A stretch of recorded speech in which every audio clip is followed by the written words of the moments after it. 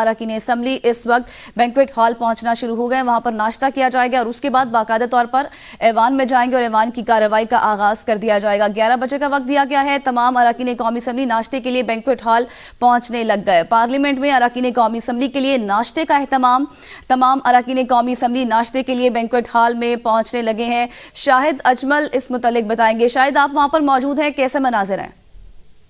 जी बिल्कुल, इस वक्त जो है आज जो है वजीर आजम के इंतखाब के लिए जो है कौमी असम्बली का इजलास 11 बजे बुलाया गया है। और अभी तक की सूरत हाल ये है कि मुस्लिम लीग नून और उसकी जो इत्तेहादी जमातें हैं उनके लिए मुस्लिम लीग नून की तरफ से जो है पार्लियामेंट हाउस के अंदर जो है नाश्ते का एहतमाम किया गया है, जिसमें अभी तक अरकान की आमद का सिलसिला जारी है। कई अहम रहनुमा जिनमें वो MKM, पाकिस्तान पीपल्स पार्टी और पाकिस्तान मुस्लिम लीग नून के जो रहनुमा हैं और अरकान कौमी असम्बली हैं वो नाश्ते के अंदर पहुंच चुके हैं और इस वक्त नाश्ता किया जा रहा है।